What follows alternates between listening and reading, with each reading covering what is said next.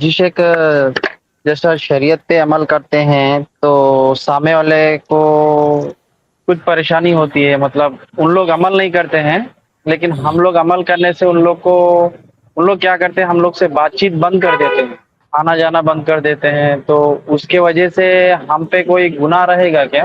میں ٹھیک سے سمجھ نہیں پا رہا ہوں آپ کہنا کیا چاہ رہے ہیں. یعنی آپ شریعت پر یہ عمل کرتے ہیں، آپ شریعت پر عمل کرتے ہیں، اس کی وجہ سے کچھ لوگ آپ سے ملنا جلنا بند کر دیتے ہیں. جی دیکھیے، اگر آپ کے نیک اور صالح ہونے کی وجہ سے، آپ کے اندر کوئی خوبی ہونے کی وجہ سے، آپ کے نیک عمل کرنے کی وجہ سے، شریعت پر عمل کرنے کی وجہ سے اگر کوئی آپ سے دوری بنا رہا ہے تو ایسے لوگوں کا دور رہنا ہی بہتر ہے. اور یہ تو آپ کے لیے بہت فضیلت کی بات ہے، یہ آپ کے لیے فضیلت کی بات ہے. اس پر آپ کو گناہ کیوں ملے گا؟ اس پر گناہ تو ان لوگوں کو ملے گا جو آپ کے نیک کام سے، آپ کے دینی مزاج سے، دینی رجحان سے جو جلتے ہیں. اور دراصل یہ حسد کی ایک نوعیت ہے، یہ ایک نفسیاتی بیماری ہے، اور جس کو کہ حسد کی بیماری کہتے ہیں.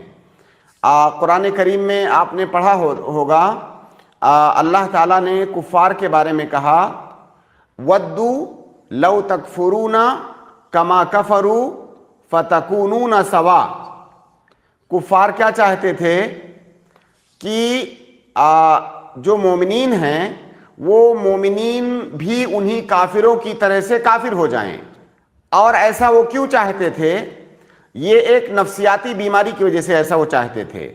دراصل جب آدمی صاحب ایمان ہے، آدمی نیک اور صالح ہے، تو یہ اس کی ایک خوبی ہے، اور یہ چیز اس کو ممتاز کرتی ہے دوسرے لوگوں پر جن کے اندر یہ خوبی نہیں ہے.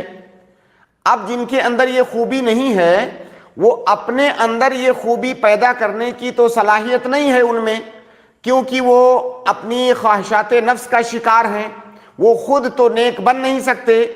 اب وہ آپ کے اندر یہ خوبی نہیں دیکھ سکتے، آپ کے اندر یہ امتیاز اور یہ خوبی نہیں دیکھ سکتے. تو اس کے لیے وہ کیا چاہتے ہیں کہ آپ بھی انہی کی طرح سے بن جاؤ تاکہ آپ کی خوبی برقرار نہ رہے. وہ آپ کی طرح سے نیک نہیں بنیں گے، وہ چاہیں گے آپ ان کی طرح سے برے بن جاؤ تاکہ آپ کا جو میزہ ہے، آپ کی جو فوقیت ہے ان کے اوپر، وہ ختم ہو جائے. اور اسی کو حسد کی بیماری کہتے ہیں، یہ ایک نفسیاتی بیماری ہے. تو اس کا ذکر قرآن کے اندر بھی آیا ہے، ورنہ اگر آپ برے بن جائیں گے تو اس سے ان کا کیا فائدہ ہوگا؟ ان کا کوئی فائدہ نہیں ہوگا. یہ دراصل ان کے اندر ایک حسد ہے، جس کو کہتے ہیں نا ہماری زبان میں کہ ہم اپنی لکیر بڑی نہیں کر سکتے تو آپ کی لکیر چھوٹی کر دیں گے.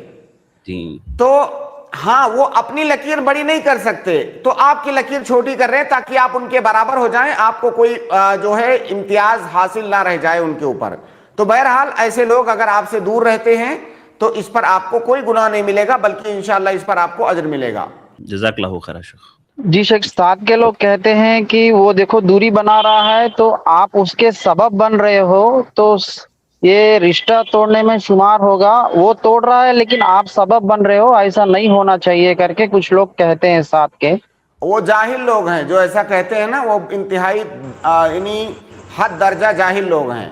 مکہ کے اندر، مدینہ کے اندر، جو خاص طور سے مکہ کے اندر جو مسلمان تھے، جب وہ ایمان لے آئے تو ان کے رشتہ داروں نے، ان کے دوستوں نے، قریبی لوگوں نے دوری بنا لیا.